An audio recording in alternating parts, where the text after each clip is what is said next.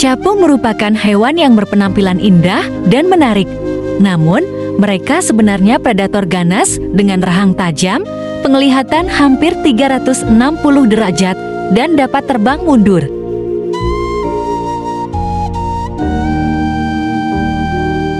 Capung juga salah satu serangga yang menghuni bumi ini. Mereka telah melalui berbagai tahapan evolusi hingga dapat menyempurnakan kemampuan terbang dan menjadi makhluk cantik dan menakjubkan.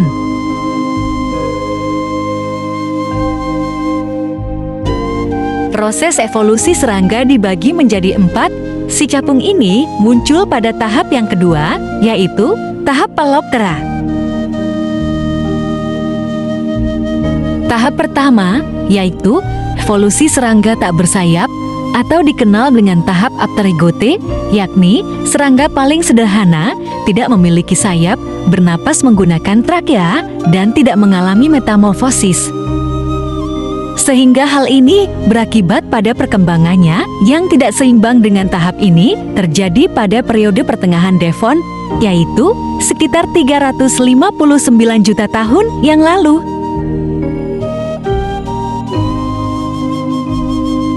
Kemudian tahap kedua, yaitu zaman Paleodyctyoptera. Periode ini terjadi sekitar 300 juta tahun yang lalu dengan pertama kali ditemukan fosil serangga bersayap dengan dari waktu ke waktu capung mengalami diversifikasi sehingga hanya tersisa 3 subordo hingga saat ini, yaitu Anisoptera, Zygoptera, dan Anisozygoptera.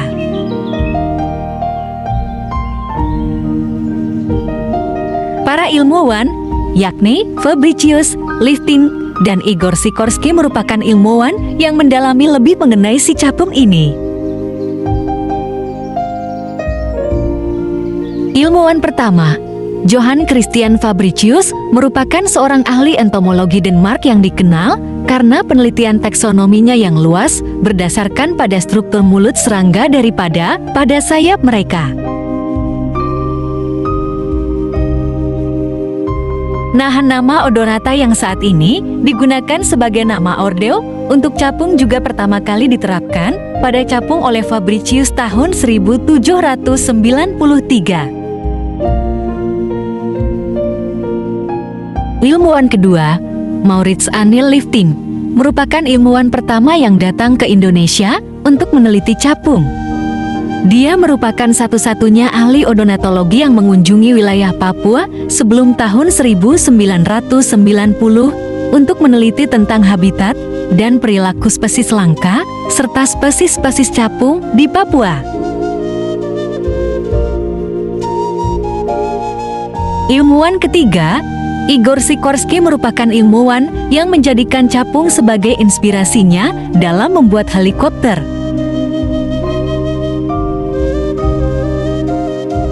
Odonata berasal dari kata odonto yang berarti gigi.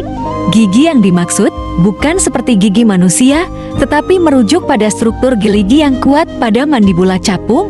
Si capung merupakan predator yang ganas dengan rahangnya yang kuat.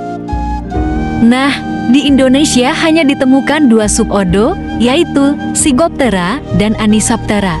Perbedaan dari keduanya, yakni subordo Zygoptera saat hinggap sayap menutup dan menangkap mangsa yang hinggap, sedangkan subordo Anisoptera saat hinggap sayap terbuka dan menyambar mangsanya. Pada fase nimfa, si capung ini dapat memangsa berudu, jentik-jentik, dan hewan-hewan lain yang lebih kecil dengan dibantu oleh matanya yang tajam dan kakinya yang dapat menyengkeram mangsanya, dan juga bisa memakan makhluk hidup kecil, krustacea, dan lain-lain. Kemampuan mata majemuk capung serta tungkainya dilengkapi oleh bristle untuk mencengkeram mangsanya. Si capung memangsa dengan menyambar dan cara makan capung dengan terbang dan mengunyahnya. Istilah fase nimfa untuk ordo Odonata yang dimana habitatnya di perairan, yakni Synaiad sebagai serangga yang dapat atau masih di air.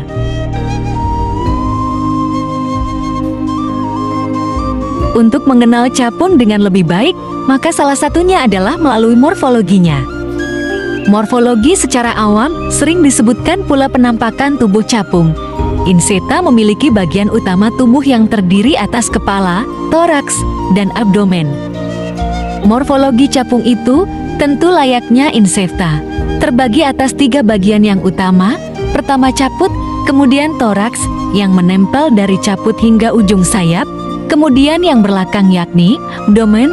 Capung juga dilengkapi oleh sayap, kaki, antena, dan banyak organ lain.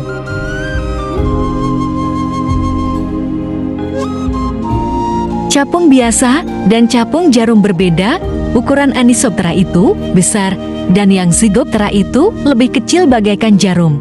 Bentuk caput Anisoptera dan Zygoptera itu berbeda. Ada antena di dekat mata. Mata pada capung itu majemuk ada banyak dan ada 2 jenis mata, yakni mata tunggal dan mata majemuk. Caput capung terlihat besar akibat dari adanya mata majemuk tersebut. Pembeda caput antara Zygoptera dan Anisoptera terletak pada matanya yang berhimpit pada Zygoptera dan yang tidak berhimpit pada Anisoptera. Mata pada capung dapat melihat hampir 360 derajat, sehingga capung dapat melihat ke segala arah. Selain mata, pada caput juga terdapat antena dengan jumlah yang tidak banyak. Pada caput terdapat pula labium atau rahang yang berfungsi untuk makan. Selain itu, ada pula front leg dan vertex. Selanjutnya pada toraks, dada dibagi menjadi 2 bagian utama. Yang pertama ada protoraks yang dibaratkan seperti leher pada capung. Lalu lanjutannya ada bagian sebelum abdomen yang disebut toraks. Di toraks ada bagian yang menempel, yaitu sayap dan kaki. Kaki capung berjumlah 63 pasang. Kaki capung berjumlah 63 pasang. Untuk sayap, terdapat perbedaan pada Anisoptera dan Zygoptera yang terlihat ketika hinggap, yakni merentang pada Anisoptera dan pada mengatup pada Zygoptera. Perbedaan sayap lainnya yaitu pada Z-nya GOPTSRA sebangun, sedangkan pada Anisoptera lebih besar sayap belakang daripada sayap depan. Pada sayap capung terlihat bagian seperti jaring-jaring yang merupakan kerangka dari sayap capung yang umum disebut sebagai vernasi. Pada vernasi terdapat pula bagian hitam coklat dan seperti kotak disebut pterostigma yang fungsinya yaitu agar seimbang saat terbang. Venasi pada setiap spesies capung itu berbeda-beda dan hal ini dapat pula dijadikan pembeda antar spesies. Contohnya pada genus Orthitrum terlihat venasi pada sayap bagian kiri. Di dekat ujung itu terdapat motif seperti bentuk sepatu boots yang merupakan ciri dari Orthitrum tersebut. Itulah sedikit penjelasan tentang capung. Semoga bermanfaat dan menambah pengetahuan dan wawasan. Jika ingin tahu lebih banyak tentang capung, jangan malu untuk bertanya. Terima kasih.